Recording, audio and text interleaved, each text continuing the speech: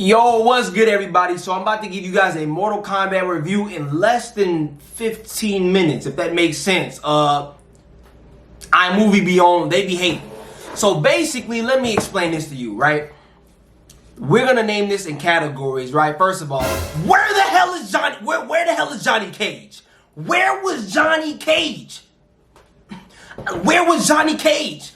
That was one of the missing pieces of this movie. I get it.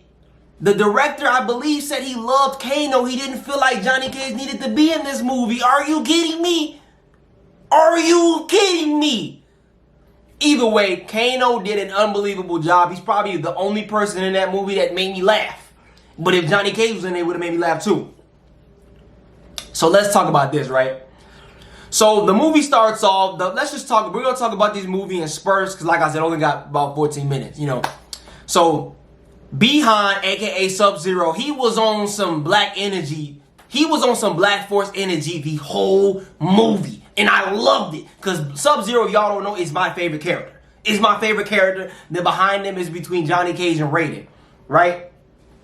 In these Mortal Kombat movies, we're looking for that SubZero and Scorpion rivalry, and we got it. If you guys don't know, SubZero is from the Lin Kuei, and then Scorpion's from the Shiryu clan, if I'm saying it right. So the first couple of minutes of the movie, Bihan pretty much slaughters Hanzo Hasashi's wife, his kids, and he also slaughters him too, sending him to the, I think it's the Nether Realm. So that was pretty interesting. And I read that behind the scenes that the two actors of Bihan and the person who played Hasashi, they're actually elite martial artists. They were moving so fast that they had to tell them to slow down, my brother. They couldn't catch up with the way their punches were, how fast they were going. That was a pretty cool thing. So the movie started off really well, and then they're introducing a new character, I guess. His name is Cole Young from the south side of Chicago. I ain't never seen him. I'm from Chicago. I ain't never seen him. He's a long descendant of Hasashi, of the Shiryu clan. And basically how that's possible is Raiden found a baby that was crying in Hasashi's temple, and Bihan forgot about him, and then that's how that bloodline of the Shiryu was saved. So it was pretty cool, but that event took place 4,000 years ago. So the movie's starting off pretty well, right? In my head, I'm thinking like, man, so when are they going to start introducing some of these characters? So at first, we got introduced Jax, Sonya Blade, Kano, and SubZero, right? So if you guys don't know Mortal Kombat like you guys should, come on, dude. If you don't know Mortal Kombat, you're I don't know what's wrong with you. You know what I'm saying? So you got Earth Realm and Outworld. Earth Realm is Raiden, Jax, Liu Kang, Kung Lao, Sonya Blade, Cole Young. For the movie, I think that's right now. Let me know if I'm missing somebody. And then Outworld is like Shang Tsung, Melina, Natana, Cabal, Goro. They got some other. Hey, I ain't gonna lie to y'all. Some of that. We're gonna get into that. So it starts off good. And the one thing I can say I enjoyed about the movie, because I'm going to tell you the things I don't and I do like. If you enjoy fighting, I can say you're going to enjoy it. It's fighting everywhere. And some of these guys, like SubZero, Scorpion, who is Hanzo Hasashi. Yeah, if I'm saying his name, please correct me, y'all. I've been all over the place. Them two are elite martial artists, so you're going to expect great fighting out of them. I think everybody else was still trying to get up to par with them, which is, typical. Like I said, the fight scenes, some of them were pretty good. Some of the guys who were a part of Outworld were garbage. The dude who fought Jax at the end, I don't know what in the all hell was going on. So the fights were good. I will say that it's not better than the 1990 series that took place. It's just something about the characters that actually played their roles. It just seemed they played their roles better, right? So let's talk about issue number one, right? Issue number one was Liu Kang. Are you kidding me? Liu Kang was struggling with Cabal in the movie. Dragon! Kabal! Kabal! That made me so mad because people don't realize how OP Liu Kang is.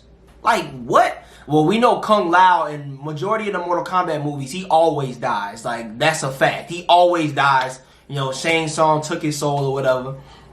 That's an issue that I have. Another issue, like I said earlier, where was Johnny Cage? Was he taking a coffee break? Where was he at? Okay. So let's talk about this.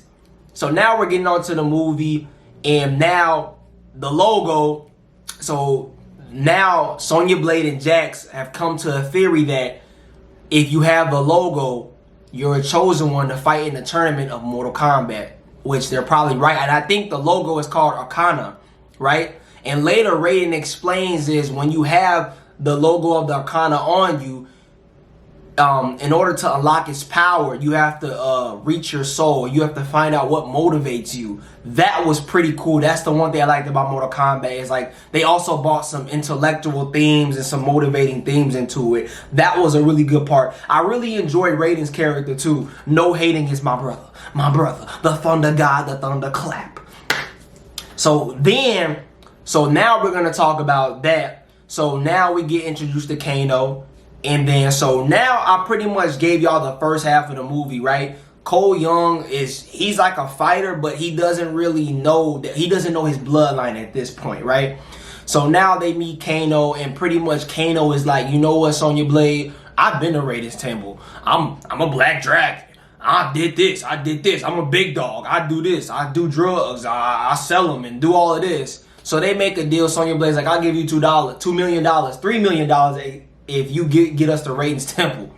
That was a joke. Because if y'all would have seen Sonya Blade's house, that joint looked like a cardboard box. A cardboard box from 8 Mile in that Eminem movie. And you knew she was just manipulating him just to get to Raiden's Temple. So now they're walking in the desert trying to get to Raiden's Temple. And all of a sudden there's this guy walking in the sun. I'm thinking like, damn, is this Prince? Is this Prince? Prince must have came back. I'm talking about Prince. No, it was Liu Kang.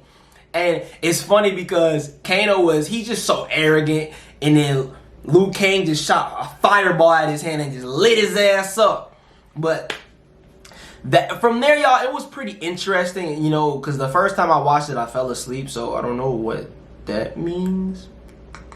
But anyway, so now I call this the training time, right? So now they're getting their training. He's pretty much saying that if you have the Arcana on you, you're the chosen one, right? Because if you guys don't know, Mortal Kombat decides who, you know, Earth is pretty much in trouble because they lost the last 9 tournaments. I can see why they lost the last 9 tournaments. And now we're about to get into the more issue. And if you guys know, everybody from Outworld, from every single Mortal Kombat, whether it's not canon or not, they never follow the rules. Never. They never follow the rules. Expecting when you have either it's Shao Kahn or Shang Tsung. They never follow the rules. One thing I will tell you, the issue number 3 that I had. Why did they make Earthrealm's fighters so weak? So weak. Bro, I'm trying to tell y'all, bro, if you watch any of the other Liu Kang movies, bro, I'm telling you right now, Liu Kang is not supposed to be struggling with Cabal. Get out of here, bro. Like, man, gosh, don't even get me started. I got a headache. Liu Kang is one of my favorite characters, and I think they kind of destroyed him in that aspect. Liu Kang, low-key, should be fighting Shang Tsung. That's how strong he is. Either way, so we get to the training arc, and they're all struggling to activate their Arcana and their true power within them. So basically what Raiden Kung Lao, if you guys know, Kung Lao is one of the specialties in this movie, aka the Kano, they call him Flying Frisbee or Sombrero.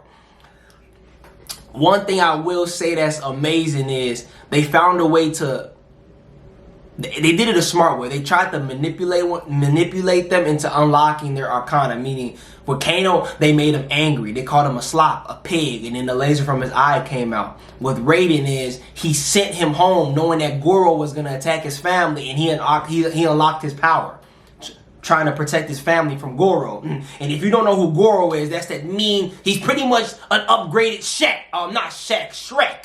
He's an upgraded Shrek, to be honest. So, y'all, my thing is, just prepare yourself. I'm not gonna tell you to not watch it. To be honest, I'll rate it a 7 out of 10. I can't rate it any higher than that until I see part 2, and I'll let you know why. Because they need more characters. I thought they were going to introduce a plethora of characters, but they were so limited in this Mortal Kombat. So this almost made you think that we're going to make a part 2. I'm not saying it's a bad movie at all. I'm not saying all actors were bad. Some of these actors were bad. Like the one on Outworld was garbage. I could have played better than that. So look at this. So now Shang Tsung, he comes to Raiden's temple with SubZero. Obviously, if you guys don't know SubZero, in the movie, he does break off Jax's arms, and he left that man looking like sweet potato fried chicken. He was just sitting there. Everybody's down at this point, and the first attempt that Shang Tsung tried to come in at Raiden's temple, Raiden's a god. You know, Shang Tsung is never going to test Raiden because two gods can't fight. No, they can't fight. Or an elder god cannot fight because I think Raiden is considered an elder god. He can't fight. So Raiden, he puts a portal up so anybody from Outworld can't come to his temple, right? So then the second time, you know, Cabal manipulates Kano because everybody know Kano is a money whore. Like, all you have to do is throw money at him. He's going to switch up on you. So that happened, and now you have a full-out brawl. This man... So what pretty much happens is, let me summarize it. Kung Lao dies because Shang Tsung says, "Give me your soul!" Pause. Not like that, you know what I'm saying? He kills also one of them, I think Natana, the girl with the wings. And now Raiden teleports everybody because now everybody is almost unlocked their power. You got Jax unlocking his power because he realized Sonya Blade was getting crushed by a rock. He lifted the rock up, and then, you know, the metal, you know, my boy Jax. Simple. So now it was time to fight. Everybody's down. He teleports them. Raiden teleports everybody from Eldraine to a place called the Void. It's in the middle. It's the place where it's called the Void. I forgot what it's called, but basically Cole Young comes up with an idea like, you know what? We'll fight him one-on-one. Since Raiden can teleport people anywhere, we'll fight him one-on-one. And now that they unlock their powers, they end up destroying all of them, right? But let me tell you the best moment of this movie, and that's why I'm saving the last 2 minutes of this video. Sweet. So we got, obviously, Bihan. He froze Cole Young's family, and he went in the portal. I'm skipping everything because this is one of my favorite parts. He went in the portal, and it was fight night. It was fight night. We got Bihan, a.k.a. SubZero, versus Cole Young, who is the bloodline of the Shiryu. And then once he pulls out Hazashi's kunai, guess who comes in? Scorpion. So we got 2 versus 1, and it was beautiful. The fight scene, that was amazing. I truly enjoyed that, and they whooped his ass. Once they whooped his ass, everything goes back to normal, and Raiden's like, you know what? I need y'all to go find Earth's new champions, because they realize that Shang Tsung is coming back with an army. He's coming back with an army. And then the proudest moment of the movie, I almost did a backflip. Is when he said, you know what? I'm done fighting for $200. Cole Young is like, you know what? I'm going to Hollywood. And then there was a poster of Johnny Cage. Yes! Let's go! Y'all don't understand how happy I was. Ooh, yes, sir! So we finally confirmed it. In Mortal Kombat 2, there will be Johnny Cage. Man, y'all, this is beautiful. Now, my honest opinions on the movie. It had its ups, it had its downs, but at the end of the day, it was okay. But I will say this. Mortal Kombat 2 is going to have to be way better. One, they need to, some of these actors need to get better, I think, especially on Outworld. And they need to start nerfing some of these Earthrealm fighters like Liu Kang. Are you kidding me? Liu Kang is tough enough to be fighting with Shang Tsung. What is going on? But maybe I'm just tripping. Like I said, y'all, man, this is my 15-minute movie review. Stay tuned. And guess what? Stay tuned for more videos like this. We out here. Oh, hold on. Before we stop, I'm rating this movie a 7 out of 10. Comment y'all thoughts.